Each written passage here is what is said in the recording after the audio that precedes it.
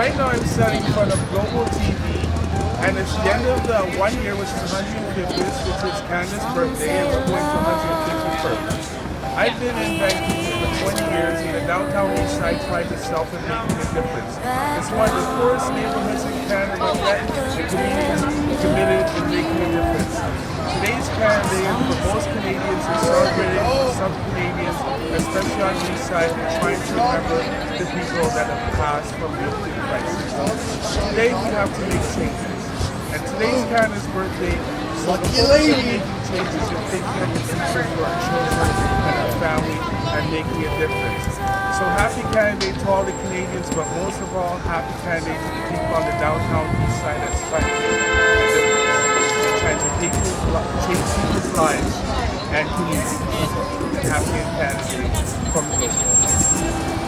Vancouver.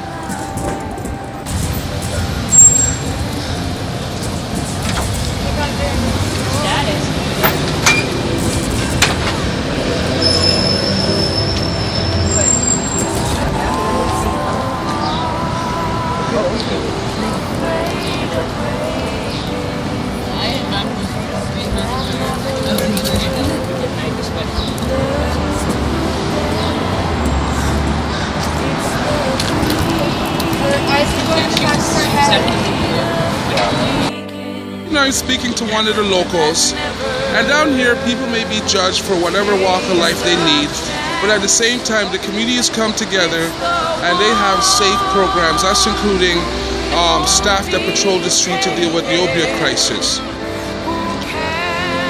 This is one of the individuals.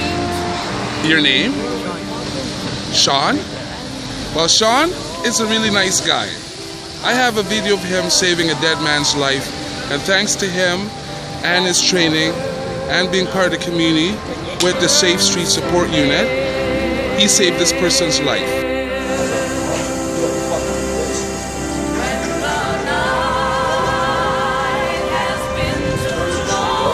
Yes, an ambulance is coming. Keep trying. Is he breathing?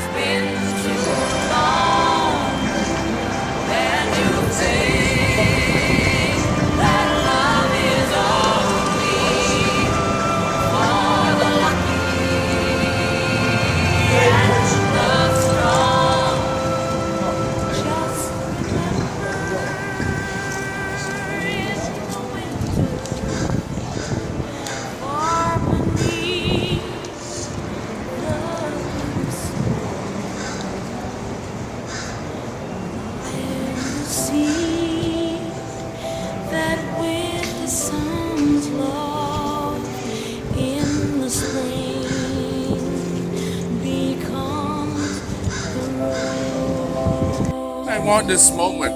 Remember Tommy, and this is Spikes and Bikes, and what happens when you work hard for what you believe in, that sometimes as you work so hard, there's national tragedies. Tell me what happened that day, because I know you're doing Spikes and Bikes, and you guys were up at St. Paul's. I was at St. Paul's. No, he was working at the injection site, and he I don't know, he turned his back on some guy, and he put a knife through the back of his neck into his spine.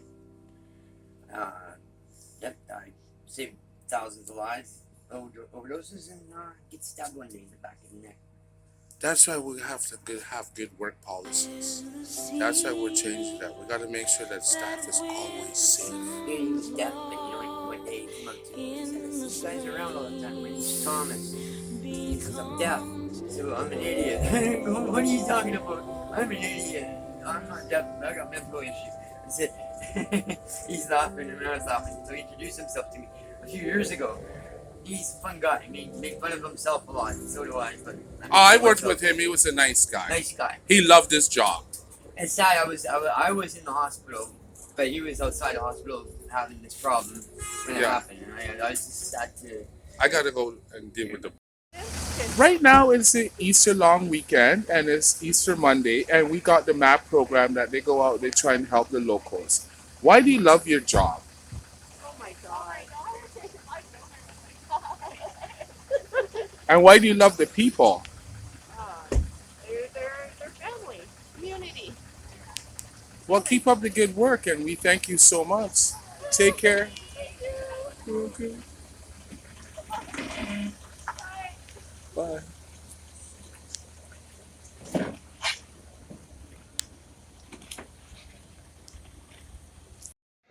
Right now, this is the new neighbors. They moved in. And you know what? Let me tell you something. I love the new neighbors, but one thing I gotta tell the landlord, he's still gotta work on some of the parts of the buildings because we need to make sure it's safe. And we need elevator to be fixed. Yeah, exactly. Everybody's protesting. Like more than You a are week. right. You are right. Like, yeah, I've been here a long time. Yeah, we just want to make it like a safer. You got the people on the second floor. They hang out here. You have a cigarette. They hang out there. I don't want to talk bad about people. The lifestyle they lead is not our problem. Yeah, that's That has nothing to do with management. But beyond that, yes, I know the feeling. At least you respect the building because you're outside. Because I smoke cigarettes too, and you're having a cigarette. That's how it is. At least you respect. No, yeah, I have cigarette, but at least you respect. Yeah, that's what they gotta remember. Yeah, let's. yeah. See, we got all their habits, but at least we appreciate it. And you know what? You guys are good neighbors because you gotta remember. We are not good. We are the best. And you said, "Where's my cat?" Where is your cat? Well, my cat is no. I don't need light right now. My cat is kind of getting used to kind of your dog. It takes a while. He's spoiled. He's spoiled. Pet friendly. Remember I told you that? Yeah, he gets around. Yeah, he's spoiled. Yeah. I thought I'd just share that with you. Do you want me to shine in front of the Right now I was here with one of the neighbors, and on the second floor there's people that use substance abuse here. And we know that people, they make their choices. You could drink or smoke or do opiates, but one thing I told the landlord is that you can't have people hang around here and bring drug dealers. What would it be like if you brought drug dealers here? That's scary, to be honest. Yeah, I'm a bit like, I don't know. I'm new to a building, so I'm not familiar with the situation, but I don't feel comfortable if that's the case, right? And this is a family, you know what? I can't say nothing to them.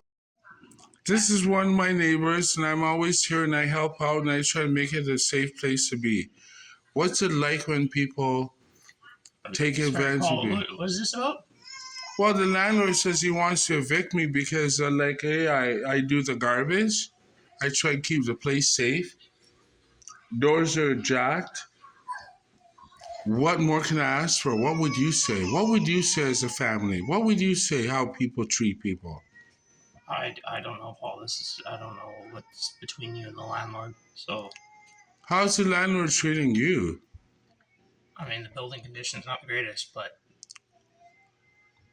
yeah, I mean, that's between you and the landlord, Paul. Sorry. This is one of the tenants, and right now we're going through this about the services in the building. The elevator has been broken for almost a week, and part of the problem is people go up and down, up and down. We have a lot of heavy traffic. How do we solve that problem? I mean, you got to go through the building and see who's all here and who's using it the most. But I mean, that's something that's the owner's got to take care of, right? And the owner's not here, so the tenants have to look out for themselves because part of the problem is there's a lot of people that occupy the building and they're here all day, up and down. Yeah. Up It and also down. comes to the management because, like, it's something about taking care of the building, which as caretakers they don't do. You know. Right now in the garage, we have a lot of people that store stuff. Could you give me a little bit of history of all the vehicles? Because I've been here 10 years, and I got a guy from SkyTrain. He's got 2 vehicles and 3 vehicles in the corner. Then you got the guy with a canoe over here. Then you have another person over here. What's it like when you have vehicles stored in the basement? What's it like when it's not even... Well, I mean, they just sit there taking up spots that other tenants could be using. And I mean, yeah, there are people with multiple vehicles down there. I know one guy on the second floor owns owns 3 vehicles and a motorcycle. And then, yeah, the SkyTrain guy has 2 vehicles. And then there's the pickup truck down there that I have no idea who owns that one. And then there's 2 other vehicles, a blue Volkswagen and a silver Honda that I have no idea who. And they've been there as long as you have. I've been there, like a decade. I've been here 6-7 years now, and they haven't moved. And then yeah, that van that somebody had another van like it, took parts off of it and moved out, and it just got left there, and the managers or landlord don't do anything about it. It's sitting up on jacks. It's missing a tire. Like, why is that sitting down there? It's a rat's nest, isn't it? What it is now. Yeah, I feel you. Well, you have yourself a nice day and you take care.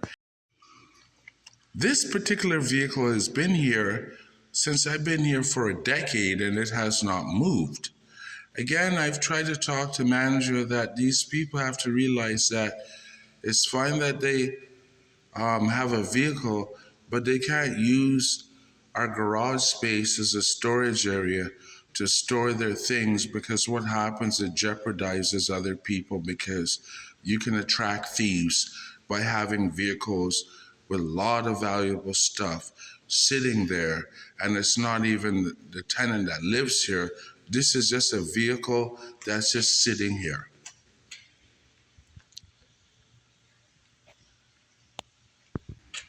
Sometimes this sort of behavior, which does not respect other tenants, some tenants, they want to make changes, but others, they couldn't care less. And that's how it is.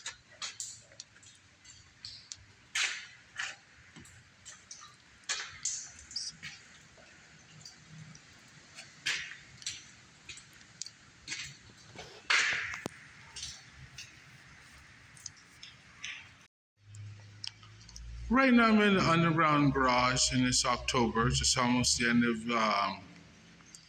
today I believe is the 19th.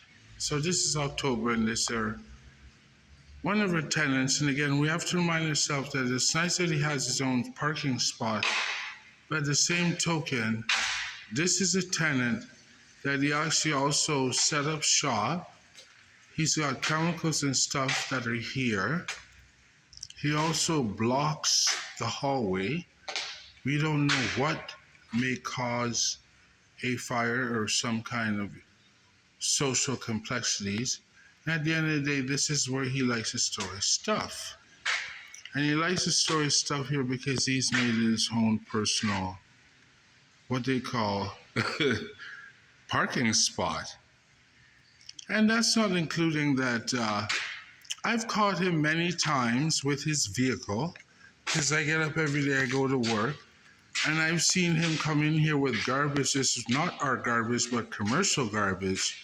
And because he has such a good relationship with the manager, Zoran, he doesn't care that he's dumping commercial garbage in our residential garbage. And that's how it is sometimes. Sometimes people don't want to obey the law. And that is a storage area, because this has become a storage area, and which will be a storage area, and it seems to be like that. And those chemicals might set off other chemicals. Right now I'm in front of, they park in parking space 17, and this is the individual from 301, and these are the chemicals that he keep here. He will never understand that while they have chemicals that have been not properly stored, that this is a parking garage. And I could always remind people that I've been in one fire, and in that fire, I was over at the Lucky Lodge at Maine and Cordova. And because they had a meth lab and all kinds of chemicals, at the end of the day, 3 people died. And the woman that had, which was my neighbor, her Coleman stove going, it caught fire. It blew up the building.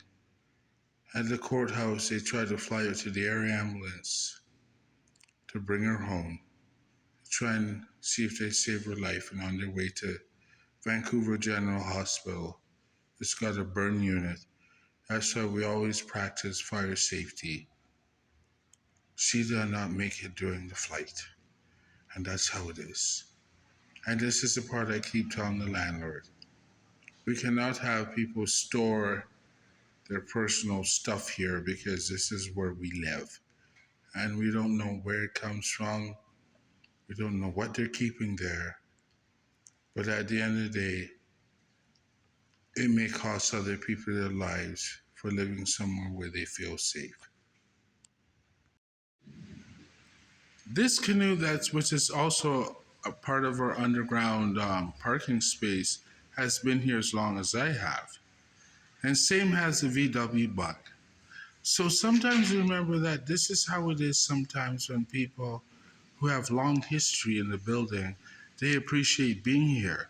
People that come here and they start bringing in their own personal lifestyle, that is their problem. It's not about us, it's about the people. And this vehicle has been here for as long as I've been here with the canoe. And I seen it one time at Wreck Beach, and it does have history.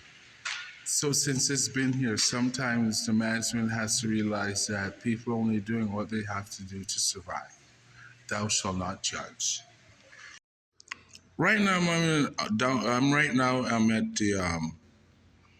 This is our garage space, and everybody has their own personal driving parking spot. Right now, the person, I know him, he's my neighbor, he lives at the corner, and he's got 5 vehicles. Now he's occupied 5 spots. This is our garage, and this is where it's supposed to be a clean and safe space. He's got old vehicles here. He also works with TransLink.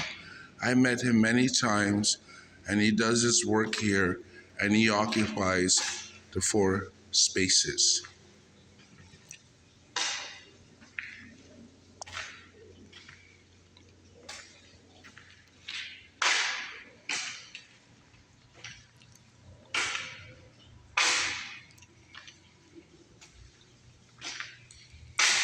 This also includes that this is our garbage spot, and the manager, Zoran, he comes here, and 2 other people that live in the building, they also throw their garbage in our garbage. This is our garbage for our residents, and outside residents have come here and actually dumped their garbage in our garbage.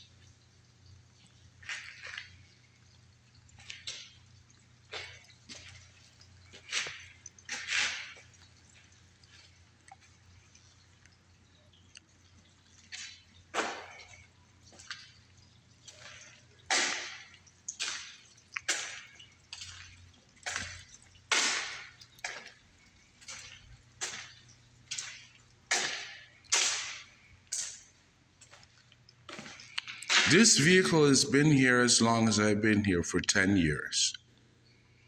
I don't know who drives the vehicle, but it's been here for 10 years, and that's how it is. This is one of the tenants, and this is his vehicle. He likes to block doors. This is what he does. This is his job. I've never asked him. It's not my concern, but he likes to store his stuff here. And this is our underground basement where people come here to make sure it's clean and safe. This is his stuff, and his stuff, they're right there. I had to use the dolly to bring all this stuff down here because he made it a storage locker. That's how it is when you have tenants that use the building for their own purposes.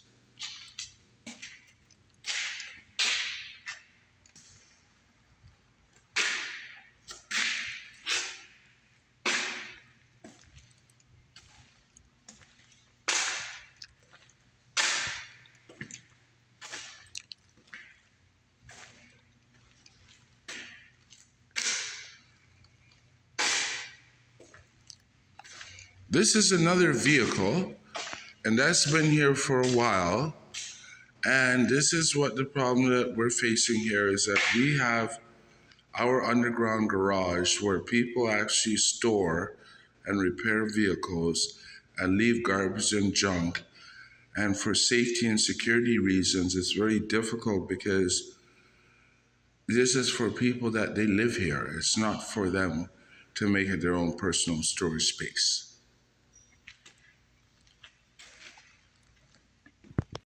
Right now I'm here with a bus driver and he lives here. What's it like living here for so long with all the social problems? What is this really like? But be honest with you, you deal with it on the bus every day. It's an adventure, especially driving at night. Anyway, I gotta go to work right now, so I'm gonna be late. Yeah, but how's the landlord treat you with all the problems that we face? You hear me all the time because we have so many little we have so many little tiny problems and we want a solution. When you drive the bus with people high on drugs and they die there and they're on the bus, what's it like for you as a bus driver? It's part of the job. Anyway, I gotta go. Okay, you take care. Played in 2 weeks when I went like on my trip here. This is my neighbor and they live at 310 and they're very good people. And one thing I always tell you about that is the only gripe I have is your neighbor in 301, he likes to block the door. What do you think about blocking a fire door? What do you think about putting stuff in it to keep the fire door open? Do you think that's safe for us or not? Well, I assume that the purpose of a fire door is probably to slow the spread of fire when it like potentially changes floors, I guess. So it's to give you maybe an extra, I don't know, seconds or an extra minute to try to slow the spread of a fire.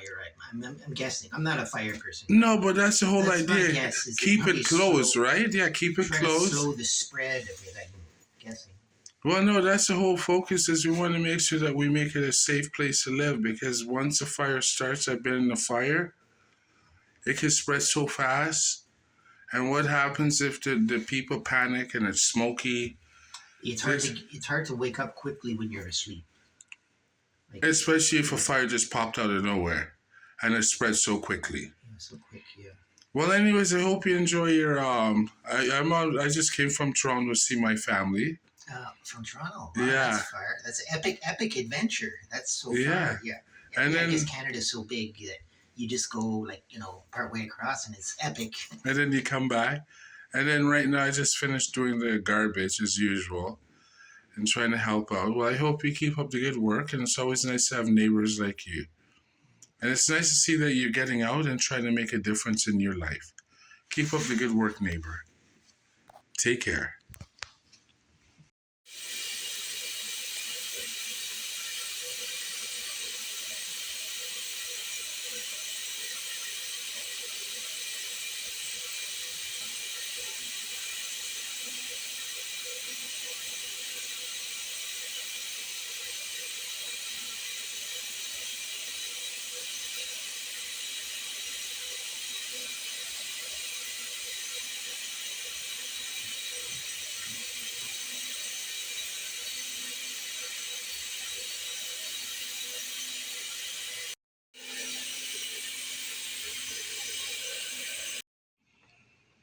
And this is from one tenant who likes to spend all day crumpling newspapers to block the fire escape.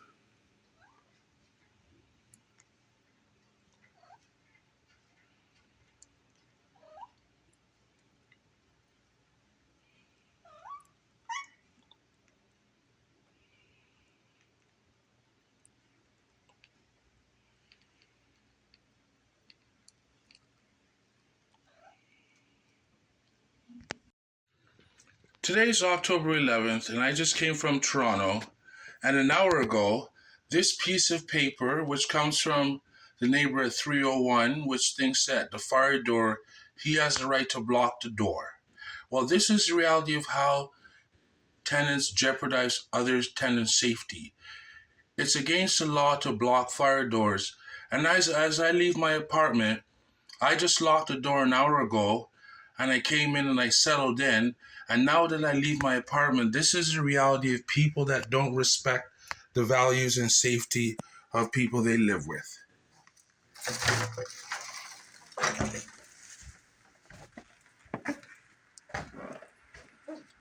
As I walk down the hallway, we're back at this again.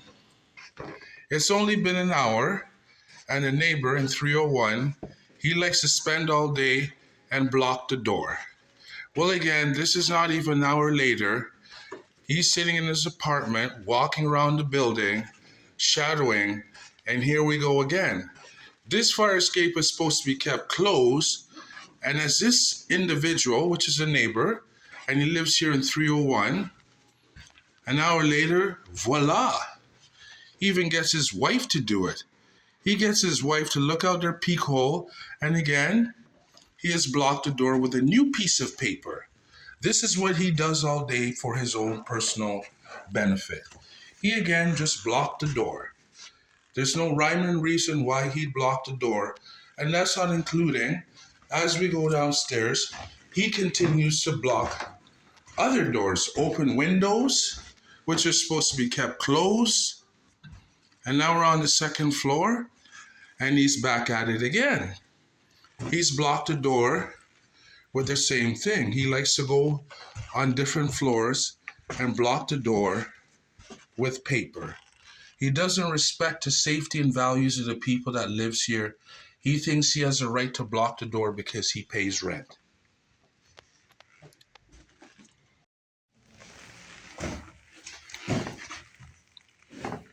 This is the same tenant that I did the video about, and we're back at this again.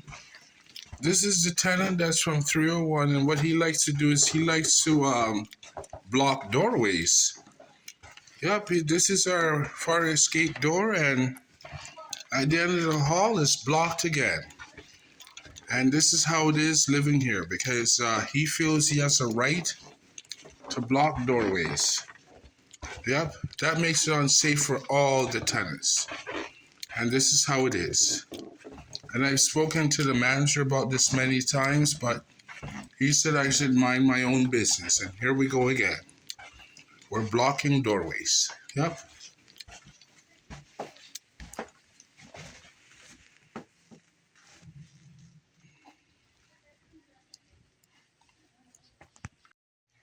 Right now we're going to deal with some of the social issues that affect our apartment. Right now I'm on my way home. And on my way home, it reminds us this is what happens when management does not look out for the tenants. So this is my trip home.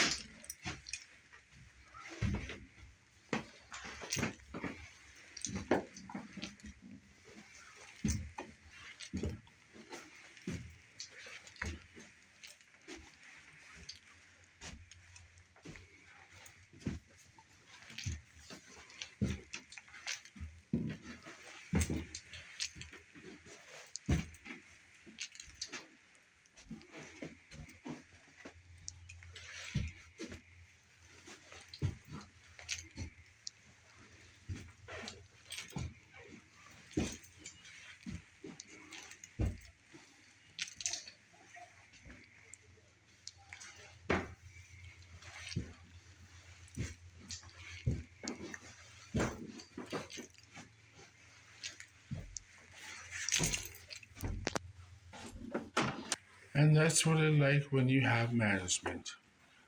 That's our management.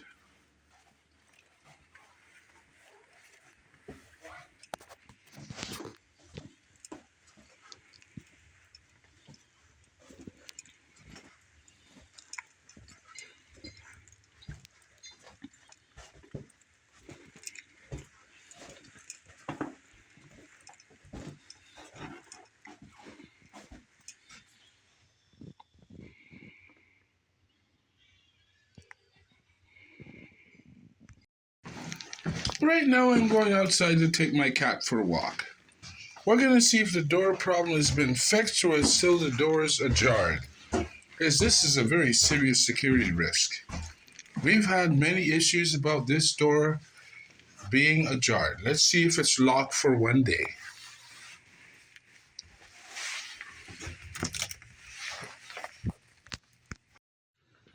Today's October 11th, and I just came from Toronto. And an hour ago, this piece of paper, which comes from the neighbor at 301, which thinks that the fire door, he has the right to block the door. Well, this is the reality of how tenants jeopardize other tenants' safety. It's against the law to block fire doors. And as I leave my apartment, I just locked the door an hour ago and I came in and I settled in. And now that I leave my apartment, this is the reality of people that don't respect the values and safety of people they live with.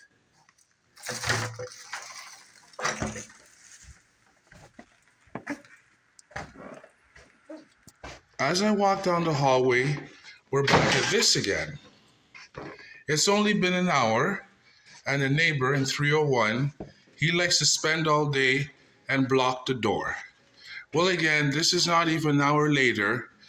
He's sitting in his apartment, walking around the building, shadowing, and here we go again.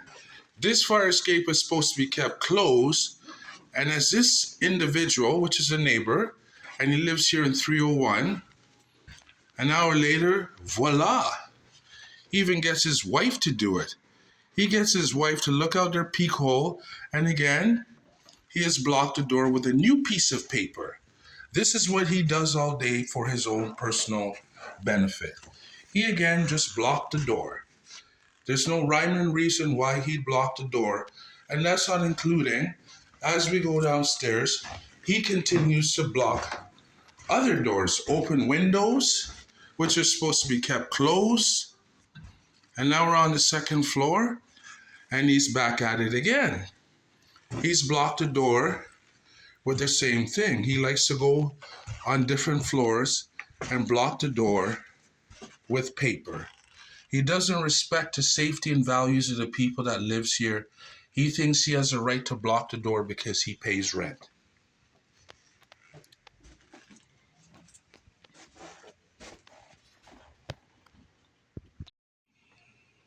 And this is from one tenant who likes to spend all day crumpling newspapers to block the fire escape.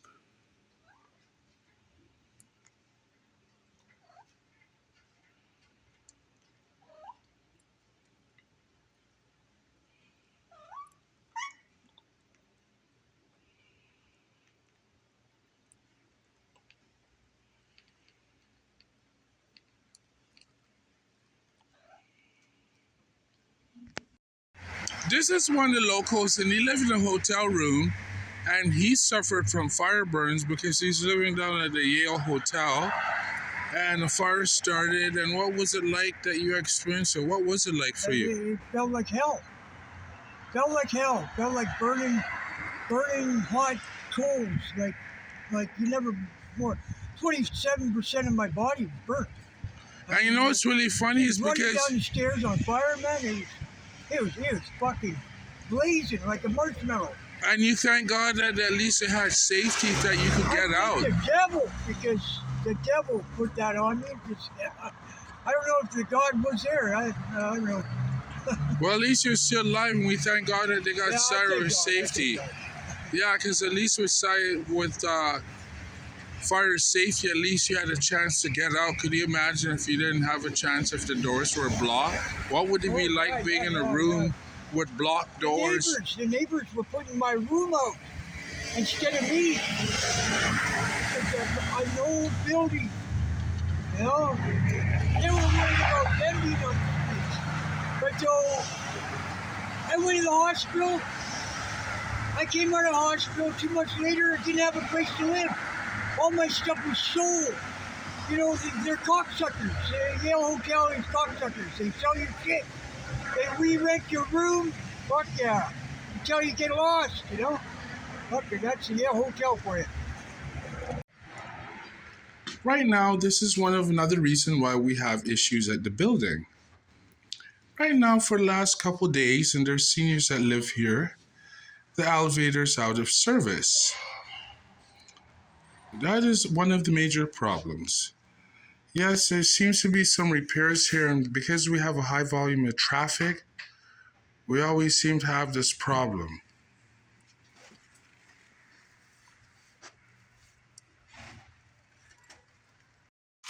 I don't do anything on camera.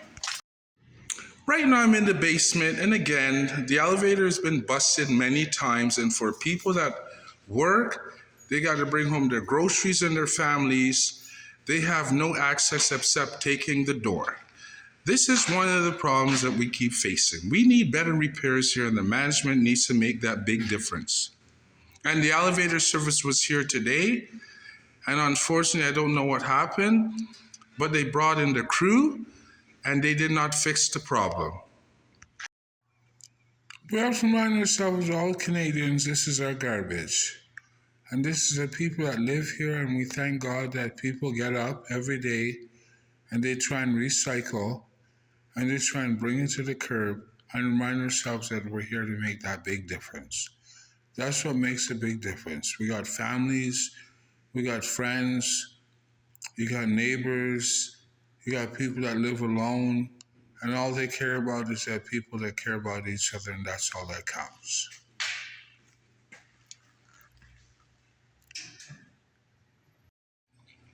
Today is Wednesday, October 11th, and as usual, I prepare the garbage. Well, we have a lot of situations that unfold in this building. Right now, the elevator has been broken for almost a week. And for a lot of people who are disabled and with families, it's very difficult to get around. And the management needs to find better ways to resolve the solution. Now we're heading over here to where this is my workspace, because I do the garbage every week. And this is our garbage. And this is where it is. And we try and keep this place clean and safe so that we don't have infestation.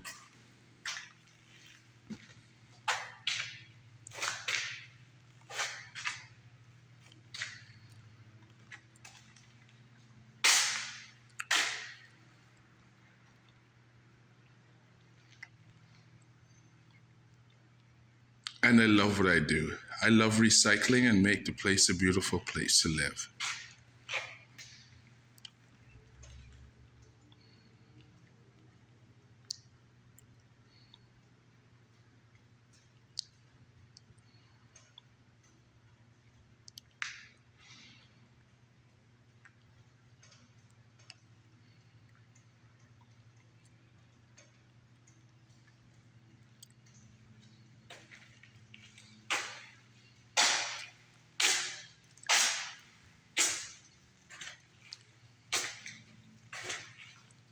And I also have to sort and clean it up to make sure that all this garbage and recyclable is gone, to make sure that people can come and go freely. That's not including attracting outside raccoons. They come in here, rats, the whole 9 yards.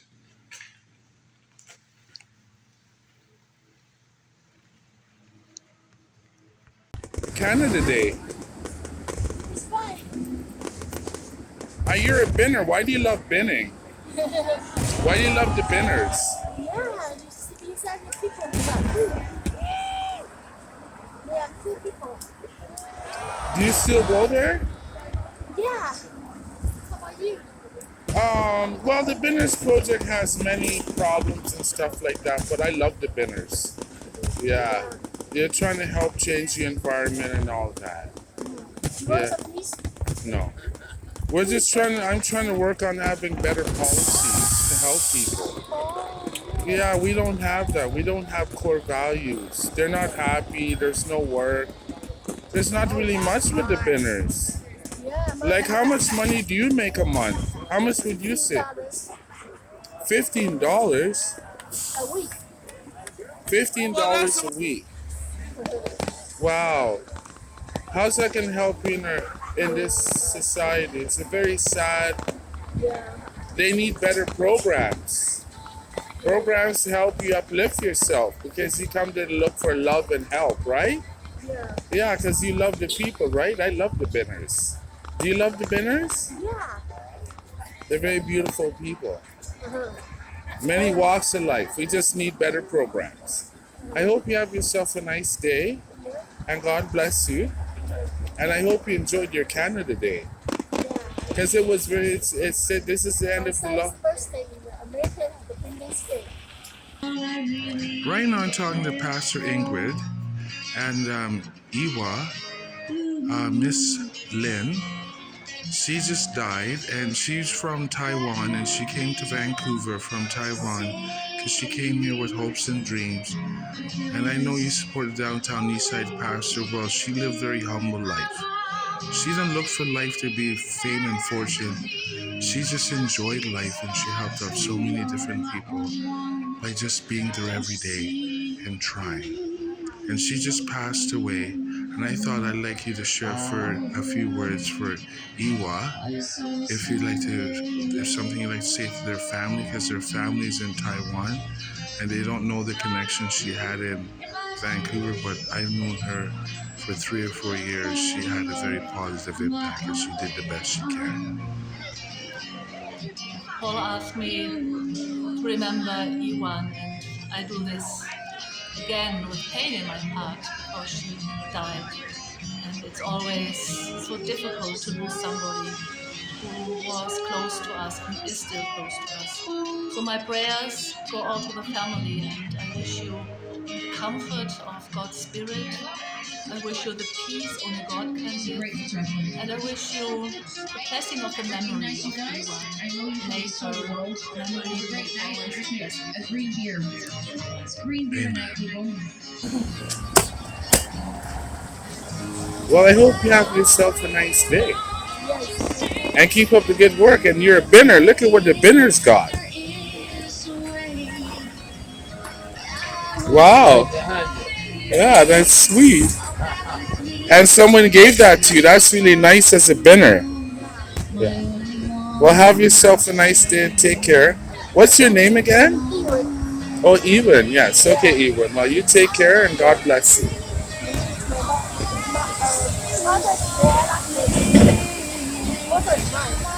Yeah. What did you just say? Maybe it's my father's last name. Also, it's mine. Oh, so you're yeah, like me, yeah. You're keeping it in the family, keeping the family name alive. And you're proud of where you come from, right? Where are you originally from? You must love Canada, because I know you love the people. I hope you have yourself a nice day. Take care. Bye.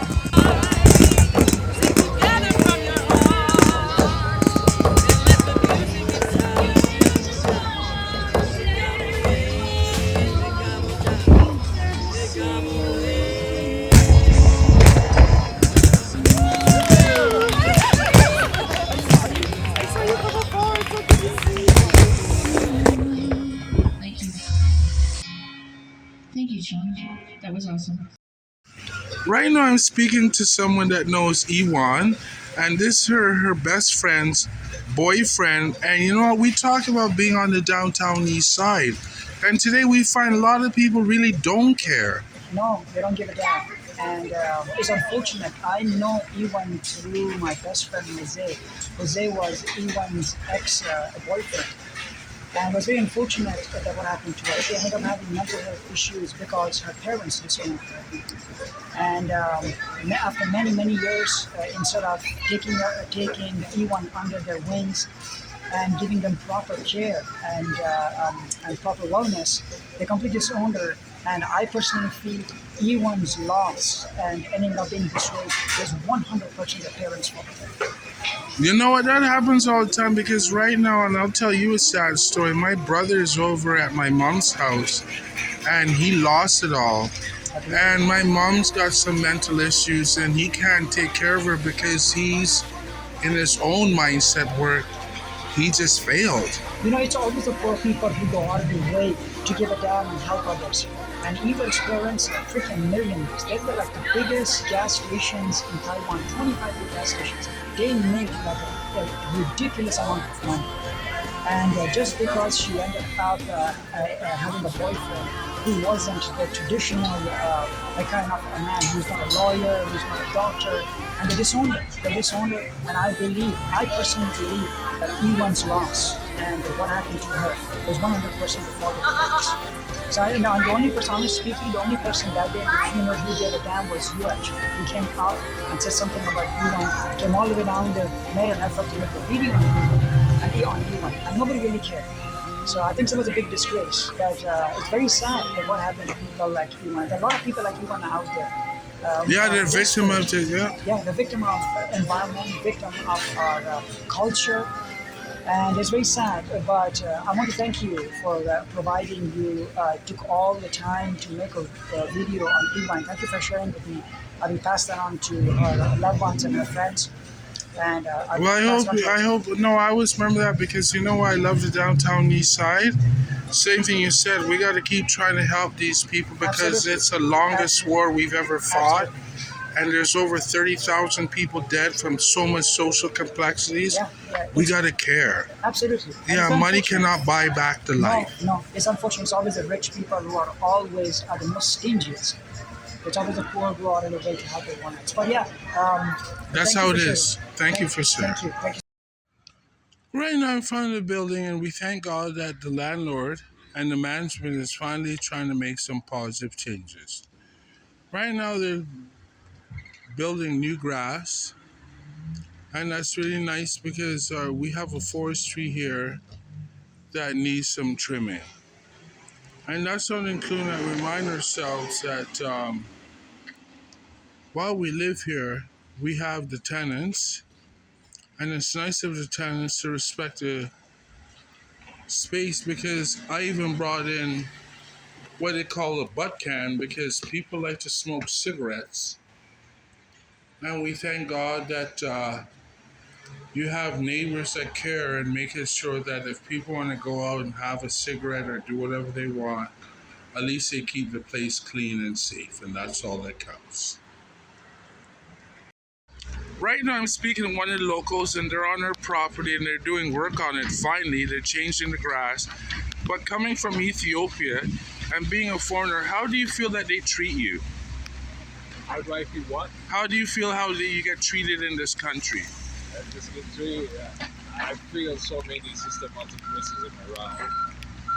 Trust me, I've been applying to government jobs, but they call you for interview, but after the interview, I've been told like I get a call from them, but they never call me. Well, that's how it is, yeah, because it seems like people here, there's like a pecking order. Yeah, you just have to wait for them to answer your causes and concerns. Yeah. I hope you have yourself a nice day and keep up the good work. At least thank God they're changing the grass on our property. All right, I got it.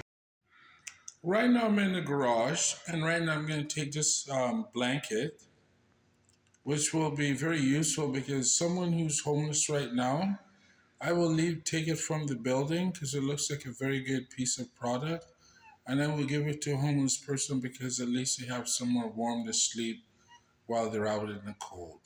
And that's how it is sometimes. We forget about people appreciate where somewhere they live, and sometimes there's people that live nowhere, and this is all they have to look forward to. Something warm that's comfortable just to keep them alive for the next day. Amen. Right now I'm in the lobby, and as usual, these are one of the problems that we face is that the front door is very sticky. And because the front door is very sticky, there's a sign up to ensure to make sure the door is closed. Well, again, for safety reasons, the management needs to fix the door so it works properly. And just to show you the kind of person I am, right now this is from one of the tenants and they left it downstairs. And I'm taking this mattress and I'm going to bring it downtown and give it to one of the homeless person. That's how it is today. There's a lot of people that live on the street, and we have a lot of furniture and other household items that we don't use. So I go out of my way to bring it downtown to help somebody out that could use it. And this is the neighborhood we live in. Everybody helps out each other.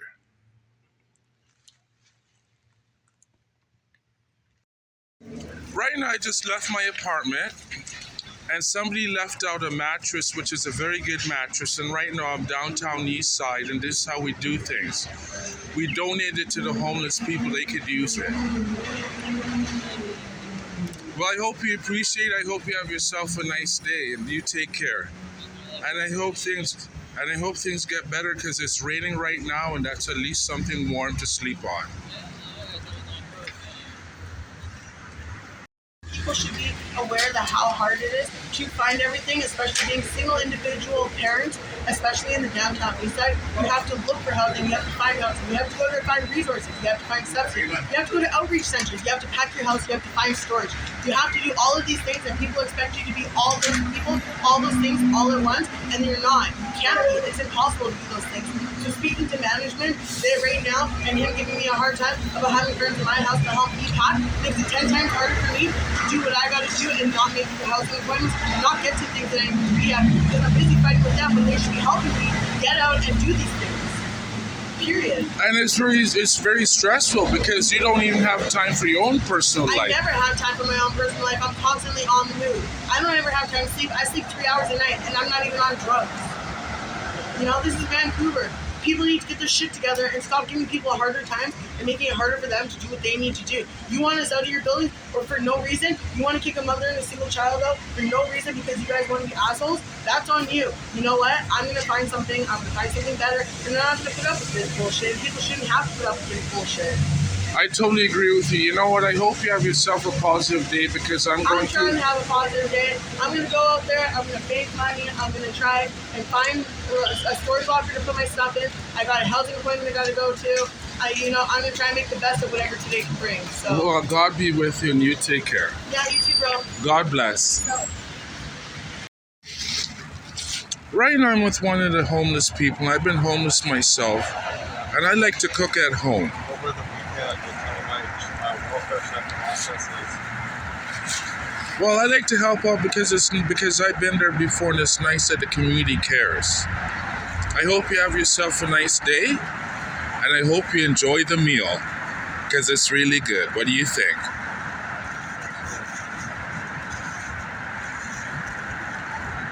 And it's still warm. There's a fork in there. I hope you have yourself a nice day, and I hope you enjoy. And you take care. Right now I'm on the ground floor, and these are locals, and they are tenants too. And one thing about that is they have like allergy and stuff like that. And remind us that the landlord has not did any kind of re-renovating to make it so that these people could have a cleaner space. Unfortunately for them, they have to work every day, and they don't have the money to afford to do the repairs.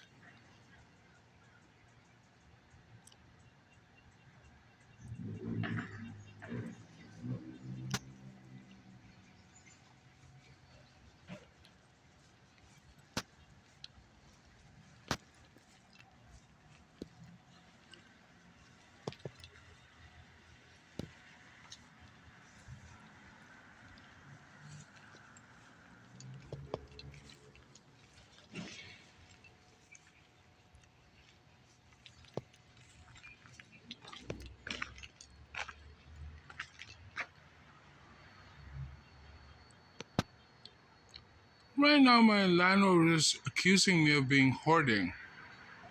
Well, these are one of the locals, and they live in their apartment, and they have a lot of stuff. That's not including 5 people live here, and this is their apartment.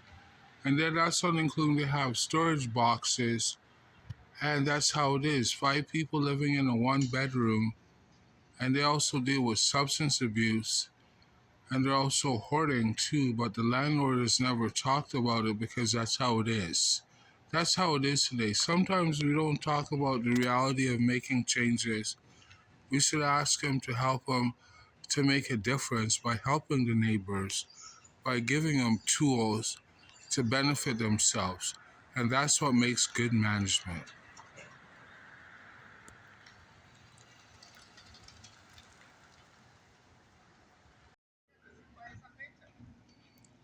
Right now I'm at our back foyer, and this is our backyard, and again, we ask management, they don't do power spraying, they don't clean up, and this is part of the way it is. And right now, this is our laundry room, and this is how it is for these people that live down here. And with all the ecosystem and all the pollution and all the growth, over years, they have not made a big difference.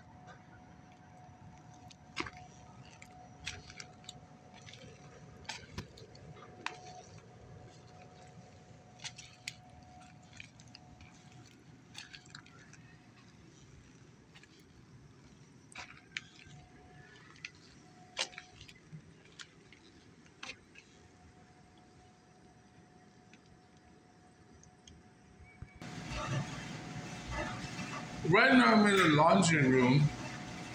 And the laundry room, they've even had some issues here because machines are broken. And this is the manager's office, and this is his office. But at the same time, this is we have 90 people that live here.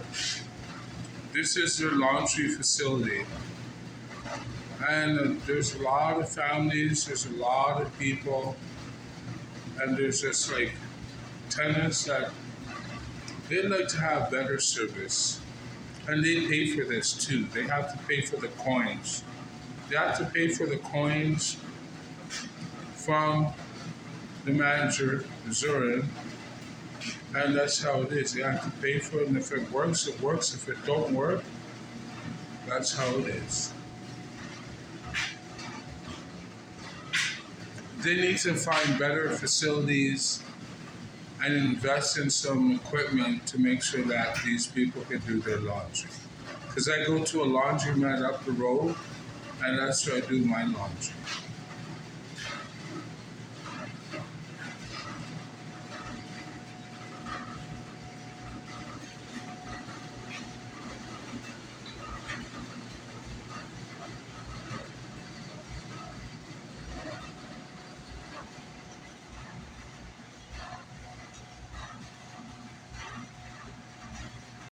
This is my laundromat, and these ladies are actually doing my blankets for free.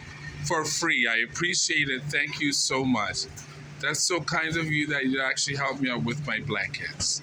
That's all I got to say. That is so sweet. That is so neighborly. Thank you so much.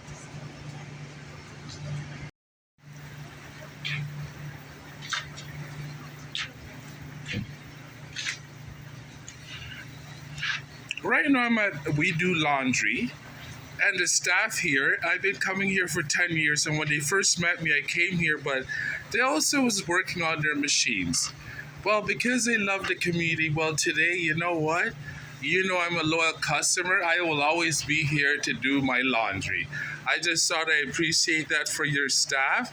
I appreciate that you guys got us some new machines and you invested in the community because you know people know it's an essential service.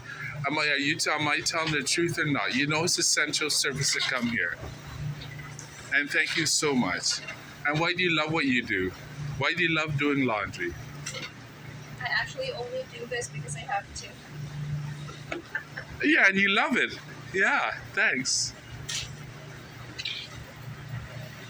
And now I have to go and do my laundry.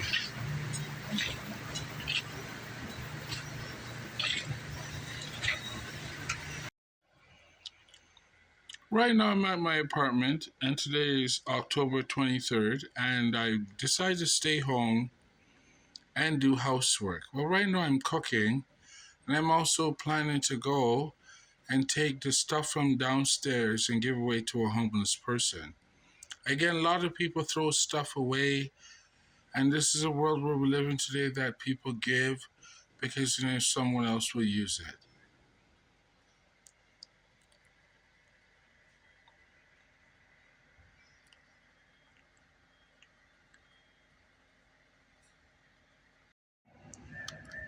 Right now I'm at 312s, and this is rehabilitation services.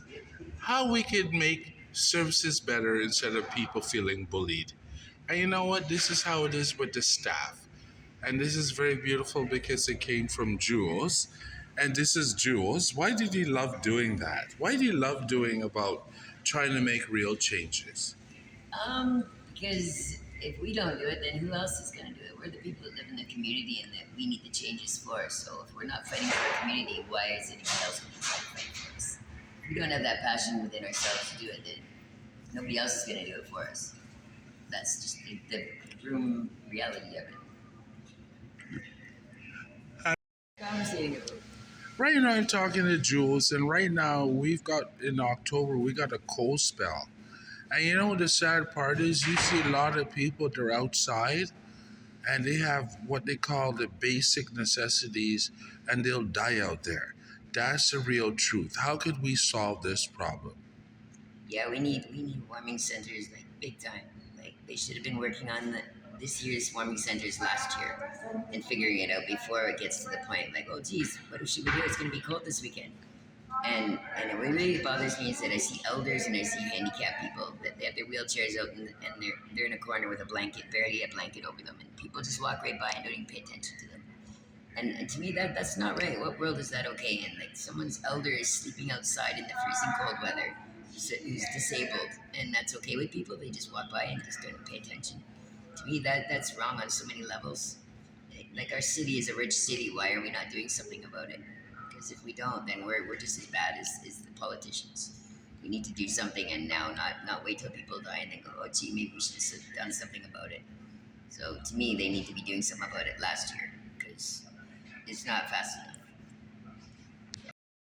Right now I'm speaking to David, and at the Robson Square Vancouver Public Library, and he also has a hair salon. But one thing about David is I've been here for 30 years and he's been here for 20 years, and people see people around, and that's why we love Megaphone, because you get to see the beautiful people. And why do you love reading Megaphone? I like reading Megaphone because I find it very interesting and it keeps me informed on what is going on in this city and what needs to be changed. Right now I'm in Toronto and I'm on my way to Vancouver. And what's beautiful is I've met this wonderful human being where right now she's off to the Philippines and she's also carrying supplies for the church people and the kids. Yes. Amen to that. So tell me what your mission is, because you're a missionary, and tell me a little about your other missionary friends. Actually, this is the plan since last year, but this is the perfect time of the Lord that we're going. And the other missionaries with me is 85 years old. I hope you encourage with that. 85, and she's still strong and preaching and teaching and worshiping. She just came from John J. Lake conference last week, actually. But anyways, pray for us. Well, you know what? To be more fruitful for the kingdom of God in the name of Jesus. Amen. And keep up the great work, because it's people like you that make the world a better place. And thank you so much. Amen to that. Thank you, Paul. You're welcome.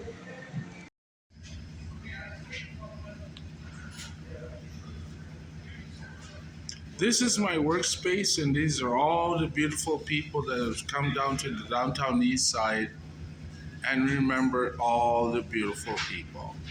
That's what makes the world a better place. It's all about the people that are committed and trying to make a big difference. And these are people that get up every day, try and change lives and communities.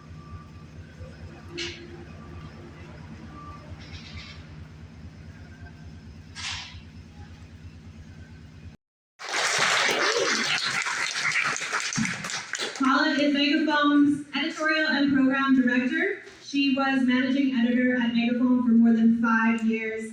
She's the heart and soul of Megaphone's editorial projects, and she had a big part in coordinating this project today.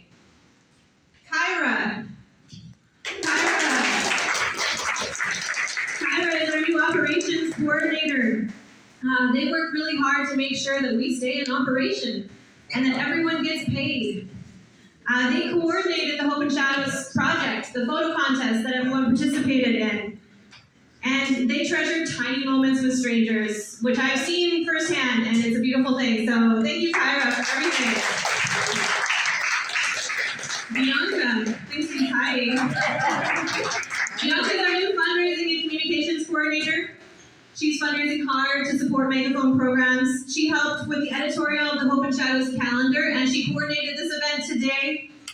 She also has a great sense of humor, so stop by the vendor hub on your way out today or come by another time and pull her leg sometime. She loves it. And Sir Devin is not Sir Devin. These also, just an aside, these photos are taken with those little throwaway cameras. These are not iPhones, these are not fancy digital cameras. These are just those like point and shoot cameras, and it's pretty incredible the images that we've gotten here today. All right, where am I now? I've lost my place. Okay, The Culture is Many by Harley Frank.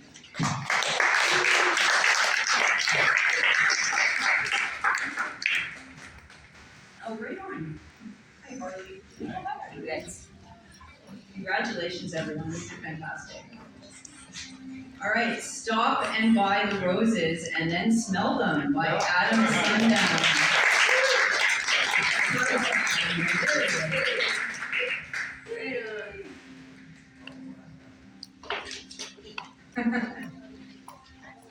Beautiful. Nice pop of red color there. And then we have Cat and Woman by Ela Yassi.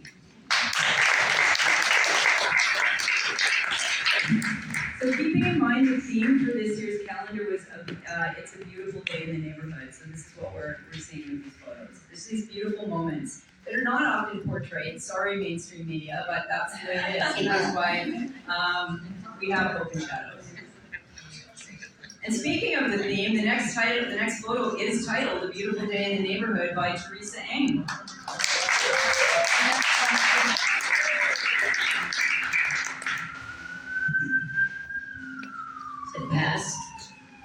The Past, the Present, and Promising a Future by Paul Shotover. Paul Shotover. Oh. You can hear my morning. Of course. I got it. Okay, so you want me to video?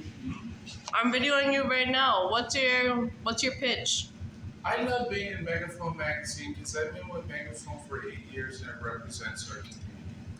There's so many beautiful people in our neighborhood that their voices should be heard. And second of all, we have so many social challenges. This is Canada's frontline war on drugs. People don't stop dying down here, and it's a social struggle. So Megaphone tries to get people to represent the people from marginal lifestyle, from all walks of life, to make sure that their voices are heard. And that's why I love Megaphone, because anywhere you go, the people in this province, they totally support it because they know that there's someone out there walking around trying to help themselves and be themselves and make that big difference. Heck yeah. Fist bump it. Nice. OMC this morning.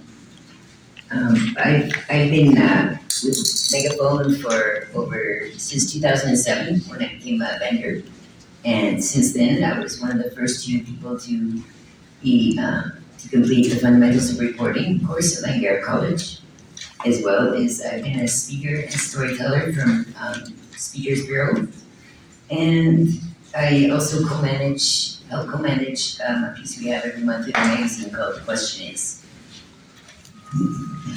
All right, thanks, Julie. And I'm Paula Carlson. And as mentioned, I'm the editorial and program director at Megaphone, where I work primarily as a managing editor. I've been there since 2018 and just love working in the downtown east side, and just incredible talent down here. And I'm privileged to be able to work with amazing writers, photographers, storytellers, speakers, etc.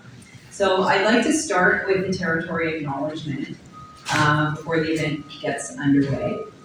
This place is home to many Indigenous peoples from across Turtle Island, and we are grateful to come together on this land. We are gathered here today on the unceded territory of the Musqueam, Squamish, and Tsleil-Waututh people. We recognize that a disproportionate number of Indigenous people experience the devastating outcomes of poverty, and we understand that stems from generational impacts of colonization, racism, and the genocide of First Nations, Inuit, and Métis.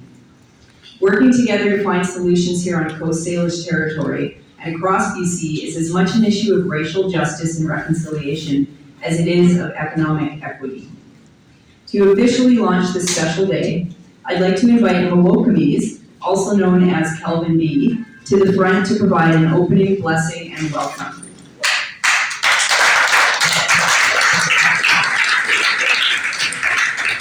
Elders like Calvin are recognized as custodians of knowledge, wisdom, guidance, and stories. Mewokamis has been a friend and advisor to Megaphone and Hope and Shadows for almost a decade. Please join us in thanking and welcoming Mewokamis for being here today.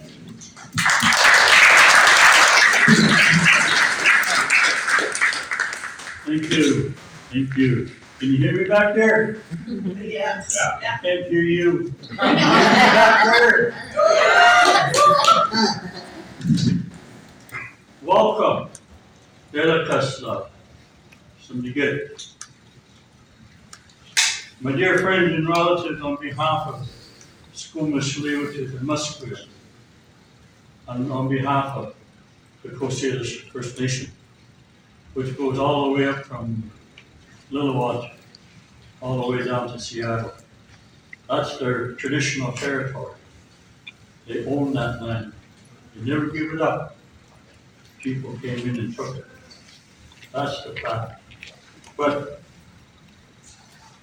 you're here today. I'm inviting you to come ashore. Be respectful of the land that's been given to you to share. Be respectful with your words. But my words are short because I've been taught that. Many of our people went to government schools on one of them. Many of our survivors live in very big communities, Vancouver, Calgary, Edmonton, Saskatoon, Regina, Winnipeg, Toronto. These are the hubs that brought us to this community today. Vancouver, many of those who went to residential schools didn't stay in their communities. They moved from there to a community bigger to hide their pain.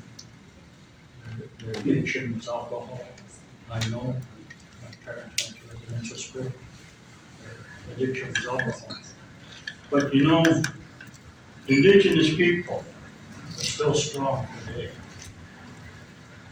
People ask me, how come I'm not in my heart? In my heart. I have education. I've got a degree behind me. Done. Right now at Central Park, and right now we're celebrating Halloween. And we thank God for Global, they care about the community.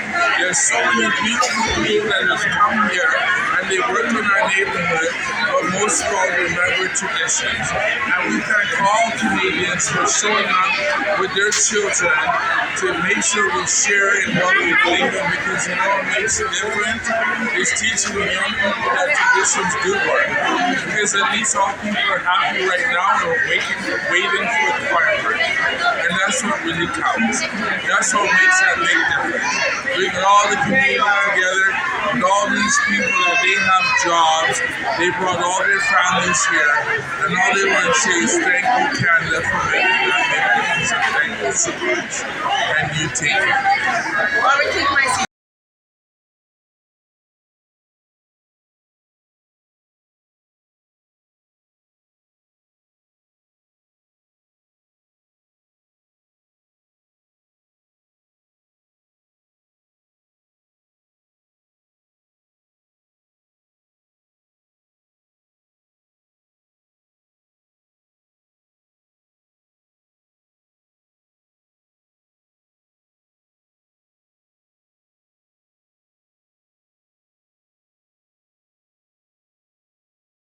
what should I say?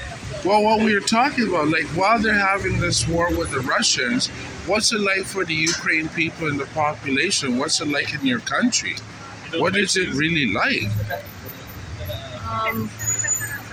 Half of the territories are doing more or less fine because they are pretty far from the frontier. Some of the territories are fully damaged. The small villages destroyed to the ground, and even some buildings that are not destroyed are not suited to be lived in. So no central heating, no water supply, anything. So elderly people have to find some places, and they usually don't have enough money to rent new homes. So yeah, it's. And then meanwhile, their support family is fighting, like their sons are fighting. So and it's not getting any better. Every day, people are dying, and like. Yes, we fought back our territories, some of our territories, but a lot of them are still under Russia. So I was going to ask you something. While NATO is trying to help you out, is NATO doing a big difference in your world? we don't know yet. We are hoping that maybe there is still a chance to save the situation. I'm sorry. Well, I hope you have yourself a nice day and you take care. Never be sorry. I hope, you know what? I hope we find solutions, because I know that it's tough on both sides. Because those Russian kids too, they're fighting for it and they don't know what they're fighting for, and they're just kids. There's some of these children that's going to war to fight for whatever. They had their choices. Let me give you this. Right now I'm with Lena, and it's Halloween 2023. And you know what's really nice? Lena loves to support the local neighborhood non-profit programs. Why do you love supporting our community? Why do you love the people that work hard for what they believe in? Getting their voices heard. That's what I love supporting.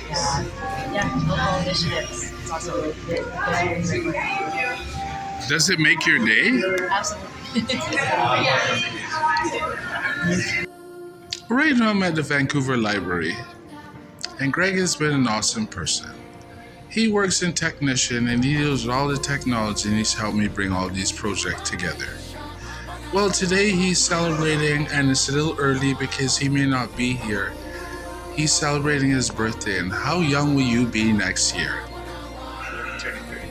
Oh, you're turning 34. I wish I was 34. So we'll start right now. Here we go. Happy birthday to you.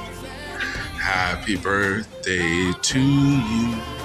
Happy birthday there, Greg. You know the community loves you and the work you do. Hope you have yourself a nice day. You're welcome. Right now I'm speaking to Diane, and she's with the SPCA, and my cat's been coming down here. But always remember this, they want to evict me and my cat because he thinks that I'm living in an apartment running, like I'm downtown working so hard, and he's thinking that I'm at home having people come by partying. I love my cat. Of course you love your cat. We know that. And you guys take care of my cat. Why do you love taking care of Megalove? Because Megalove is the sassiest cat I've ever met. He's got a huge personality. Paul loves him and Paul works hard.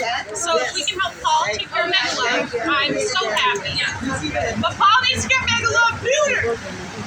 One day, it's gonna happen.